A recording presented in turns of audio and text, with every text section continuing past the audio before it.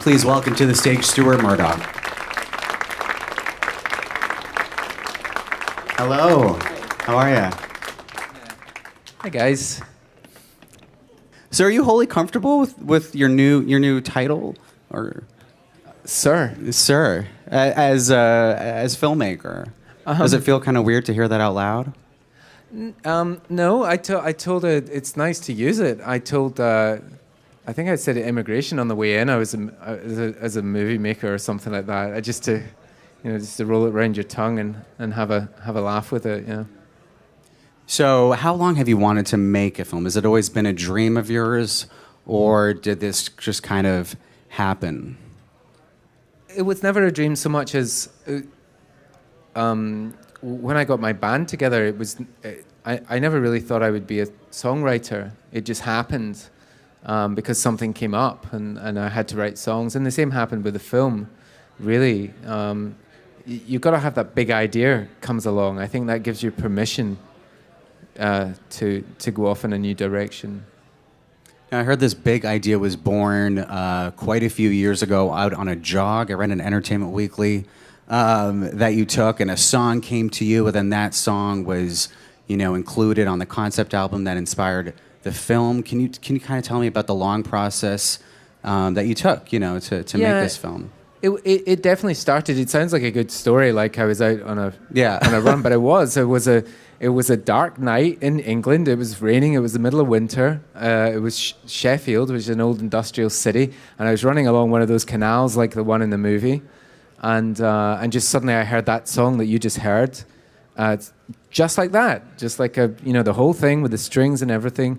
And I wrote down some of the words on a little piece of paper I carried, and from that, everything eventually rolled out. That was the seed.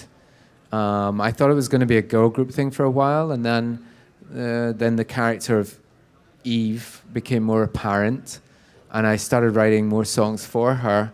And then eventually, when I got some time off from the band, I sat down and started writing a script. Were you inspired by anything you were watching at the time? I see a lot of French New Wave watching the film. A lot of reviews have picked up on that, or is it just kind of solely based on, I don't know, on the song that you first envisioned? Oh, no, definitely. I mean, I know what I'm doing musically by this time, I hope. But film-wise, I'm begging and borrowing and stealing from and especially leaning on things that I love. I watched a lot of movies around that time just because I was in that kind of mood. They definitely got in the bloodstream, and I just, I thought, do I want to make a conceptual indie movie, or do I want to make something like Pretty in Pink, or do I want to make something like Grease? And I thought, I want to make something like Grease. I don't want to, if I'm going to spend some time doing this, I want to have fun doing it. But of course, I do love those truthful films, and I love like the Godard films, and they're in my blood as well. So maybe it's somewhere in between.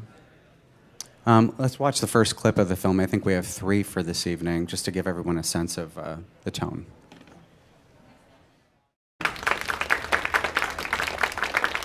So now that film's about 3 young people who come together to form a band. I want to know how much was inspired by the forming of your own band in the mid-'90s. It would be easy to say that it was inspired, but I honestly didn't realize till the whole film was put together that there was a thread that had come through it. Because when I actually wrote the film, it was much more about the characters. It was much more just letting the characters talk. But when I saw the whole thing through, I realized that there was this quite strong thread, that the music was driving it. Forming a band thing is quite a filmic thing, it is in lots of films. And I thought, well, I used to be in a band, and what'd I say? Exclusive at the Apple Store. Sorry, it was a long process. I thought, well, I'm in this band, and so I definitely lent on that process and used some of that stuff. In essence, it turned out quite like the first summer that Belle and Sebastian spent together, in the regard that it was it was like a 7-way romance that we had. These guys kind of have a 3-way romance. in a kind of platonic way, and ours was a 7-way romance. You're bound together by music, and it's a wonderful thing, and you get on well, and we used to follow each other around to all sorts of social and fun things, and then by the end of the summer it was all over. We started arguing. You were talking about characters earlier. I want to know what specifically inspired the backstory of the lead character. The film was played by Emily Browning, because at the outset of the film, she is suffering from an eating disorder, and she progressively gets over that over the course of the film. Why that? Well, I remember we had got to a stage in the film where I'd written pages and pages of the guys talking, and it was quite light, and it was quite a 60s style musical where everybody kind of runs about having a good time. And Barry Mendel, who was on board as producer by this time, he was kind of like my creative partner, and he was looking at the edit, he was looking at the script, and he eventually came to the conclusion it wasn't good enough. There wasn't enough substance, there wasn't enough something driving through. And this set me back quite a bit, because I was busy with the band. I had to put the script down and leave it. But when I came back to it, I wrote a new treatment that explored maybe some of the darker side of what happened to me when I was younger, what happened to some of the people I knew round about. I'm talking like way back in the 80s and 90s here. It's a while ago. But I infused Emily with that kind of spirit. I was determined that it wasn't going to be a film about anorexia. It wasn't going to be a film about depression. I wanted her to start in a low place and be lifted by music throughout. So I guess that was some of the thinking behind it. As a first-time director, were you wary of exploring that dark territory? Did you feel comfortable that you could pull off the correct tone and then also make a musical on top of it all? I was pretty comfortable. I mean, if you get a chance to make a film, a feature film, how many times does that happen in your life? It was certainly the first time, could be the last time. Why wouldn't you leave everything out on the field, as they say, a sporting kind of reference? I thought, I could play it safe. We could leave the anorexia thing out. We could leave the depression thing out. We could leave the spiritual, religious aspects out. We could leave the healer should get out for a start, But we left all that. We left all that stuff in. It was esoteric and I had a friend who suffers from the same thing that Emily had, and I check in with her from time to time, and she was really enthusiastic about the project, and she saw it recently. She's in Australia, and she just loved it. So. Emily has an amazing voice. I didn't know she sang. Does she side as a singer, or? She's done some. Everybody who tested for the movie had to sing, so we knew what they were like. And I heard her sing in another movie clip before, and but I think the thing about her voice, and it's combined with when you see her on the screen, it's a very welcoming voice. It's very kind of, you feel like falling into it. It's not an abrasive voice, so it was great for the film. Yeah. What was your choice? The fashion seems to be these days after Les Mis to have your actors sing live on set. But watching the film, I think I could tell that it was pre-recorded. Correct? Well, you would think that, but was I wrong? No, there was some it of the. Sounded too good. There was some of the stuff that was done live. We were using a combination way before the whole Les Mis thing. By the way, the plan was, of course, we recorded the record beforehand. That because the record came out, and we were still using some of those recordings as a basis. We recorded the cast singing before we shot, but there was a number of the songs, like Come Monday Night, you're going to see shortly, I'll Have to Dance with Cassie, Down in Dusky Blonde, that we recorded live on set with a live band. There's some of Belle and Sebastian in there, I think Bob's in there, and the players are actually playing, and the idea was to capture a live performance, but also to make the actors feel a little bit nervous, to make them feel like singers. And Emily was really nervous when she was doing that, and so. But afterwards, we used a mixture. We blended stuff, but the live aspect of the recording is still in there. I assure you. Awesome. We're going to show a second clip from the film.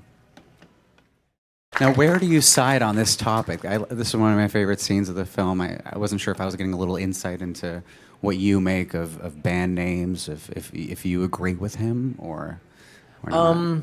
Well, first of all, I just think Ollie's doing some sterling work there. He took every line that I wrote and made it better, or made it believable, and made it work. He's such a talented guy. He just, he's just got it.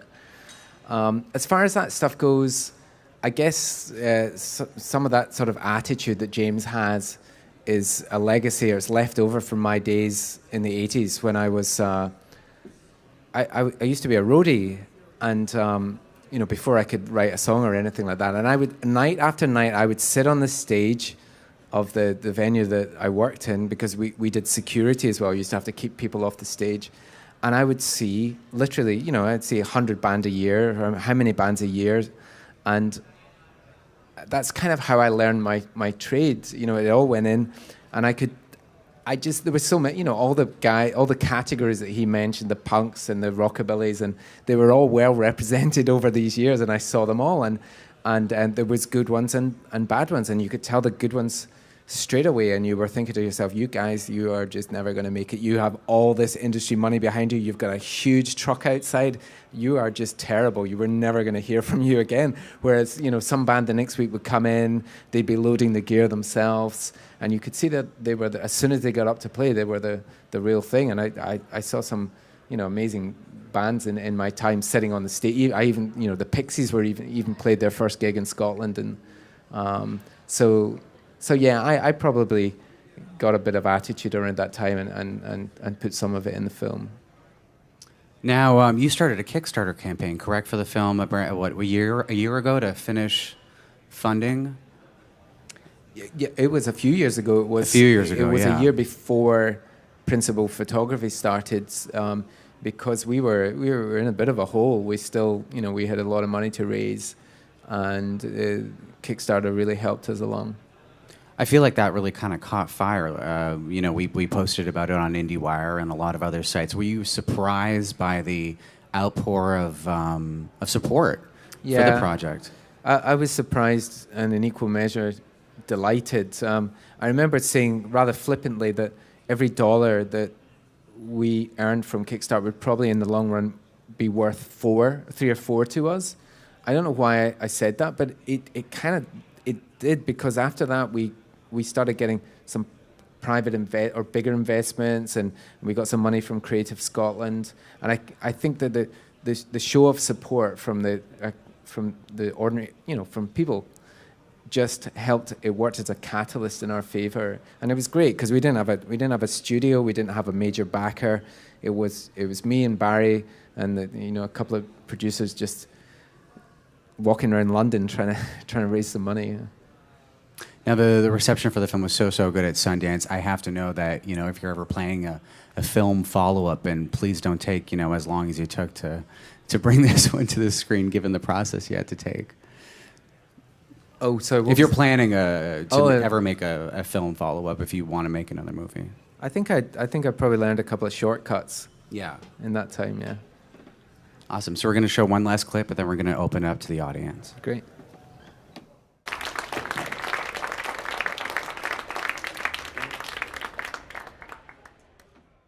So if you have a question, please just raise your hand, and Man's going to be coming around with a mic. Welcome to New York.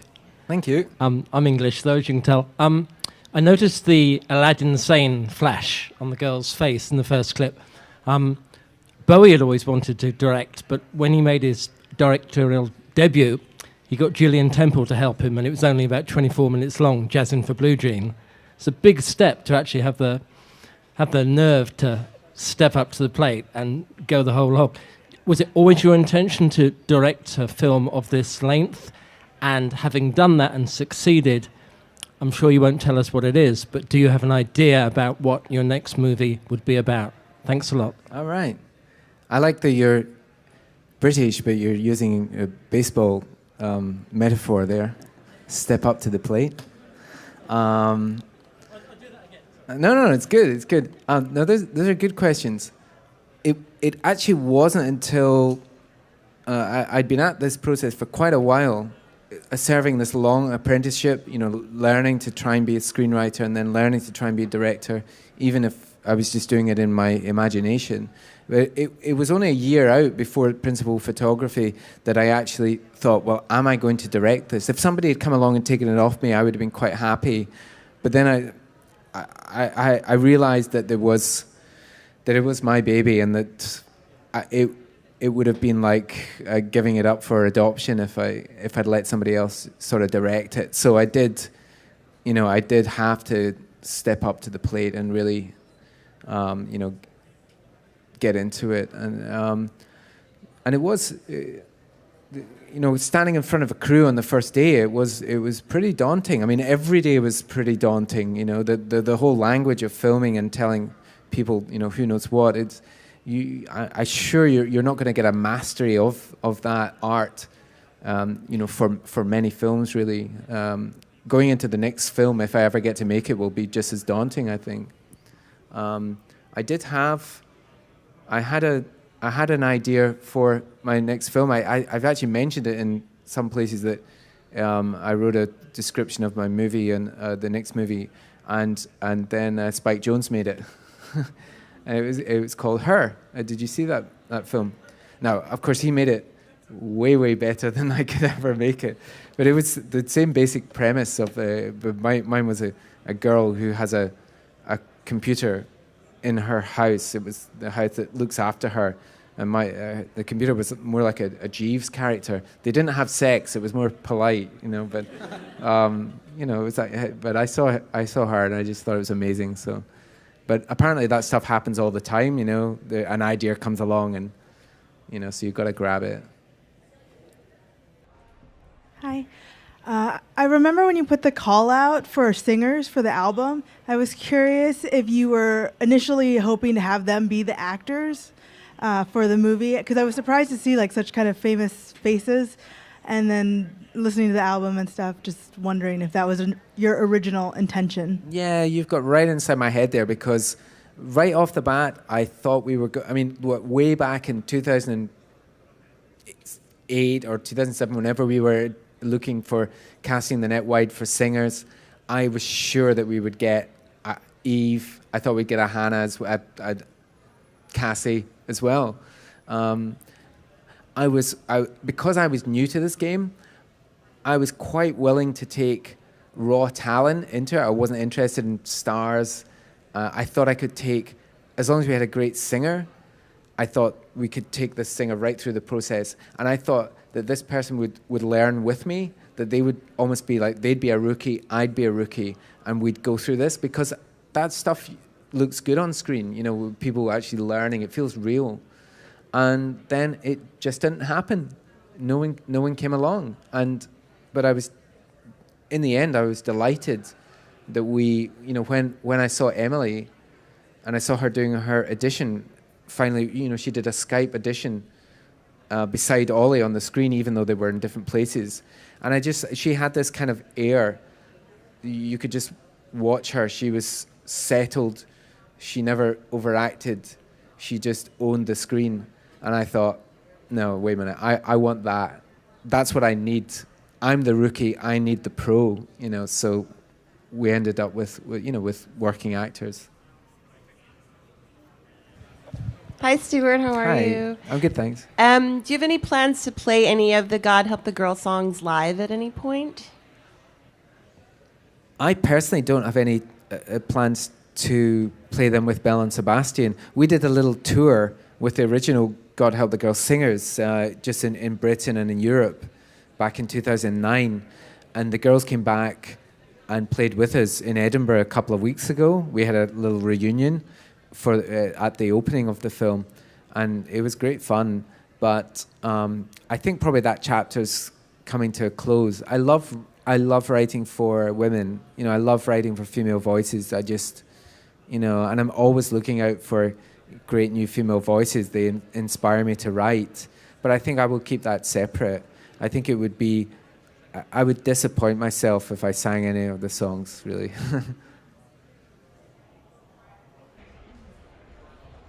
Hi, how are you?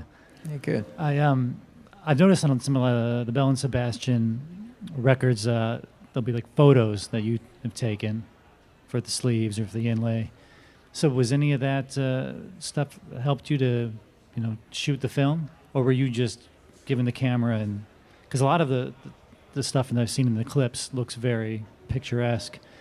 So if you could tell a little bit about that. Yeah, no, absolutely. You hit the nail on the head, and in fact, some of the places are exactly the same as places that I shot, album sleeves. I'm trying to think. There's a clip that we just watched. There's a specific place in Glasgow. It's like this church building, and it's got big, Greek pillars coming down. And for some reason, the light's just great. And I kind of shot the cover of Dog on Wheels around there, and then actually shot a camera obscura record sleeve there as well. And it's in the film, but yeah, that was really the most experience I had with vision, with capturing pictures, was doing the record sleeves. I actually pitched that to Film 4 in London when we were trying to raise money for the film. They asked me, so, what's the style going to be like? What experience do you have? And I said, well, I shoot the record sleeves. And I think I was maybe holding up a record sleeve at the time, And it didn't work. It didn't go down very well. But, well, thanks you guys for coming out. For coming along. And when does the film come out in theaters? This Friday, correct? Yes, this weekend, as far as I know. They always keep me in the dark about that stuff. We'll be sure to check it out, and thank you, Stuart. Just because I was in that kind of mood, they definitely got in the bloodstream, and I just, I thought, do I want to make a conceptual indie movie, or do I want to make something like Pretty in Pink, or do I want to make something like Grease? And I thought, I want to make something like Grease. I don't want to, if I'm going to spend some time doing this, I want to have fun doing it. But of course, I do love those Truffaut films, and I love the Godard films, and they're in my blood as well. So maybe it's somewhere in between. Let's watch the first clip of the film. I think we have 3 for this evening, just to give everyone a sense of the tone. Process that you took, to make this film. It definitely started. It sounds like a good story, like I was out on a run, but it was a dark night in England. It was raining. It was the middle of winter. It was Sheffield, which is an old industrial city, and I was running along one of those canals like the one in the movie, and just suddenly I heard that song that you just heard, just like that, just like the whole thing with the strings and everything. And I wrote down some of the words on a little piece of paper I carried, and from that everything eventually rolled out. That was the seed. I thought it was going to be a girl group thing for a while, and then the character of Eve became more apparent, and I started writing more songs for her. And then eventually, when I got some time off from the band, I sat down and started writing a script. Were you inspired by anything you were watching at the time? I see a lot of French New Wave watching the film. A lot of reviews have picked up on that. Or is it just kind of solely based on, on the song that you first envisioned? Oh, no, definitely. I mean, I know what I'm doing musically by this time, I hope. But film-wise, I'm begging and borrowing and stealing from and especially leaning on things that I love. I watched a lot of movies around that time. Please welcome to the stage Stuart Murdoch. Hello. How are you? Hi guys. So, are you wholly comfortable with your new title, or sir, as filmmaker? Does it feel kind of weird to hear that out loud? No, I told her it's nice to use it. I think I said immigration on the way in. I was as a movie maker or something like that. Just to roll it around your tongue and have a laugh with it. Yeah. So, how long have you wanted to make a film? Has it always been a dream of yours, or did this just kind of happen? It was never a dream so much as. When I got my band together, it was I never really thought I would be a songwriter. It just happened because something came up and I had to write songs. And the same happened with the film. really. You've got to have that big idea comes along. I think that gives you permission to go off in a new direction. Now, I heard this big idea was born quite a few years ago out on a jog. I read an Entertainment Weekly that you took, and a song came to you, and then that song was, included on the concept album that inspired the film. Can you kind of tell me about the long process?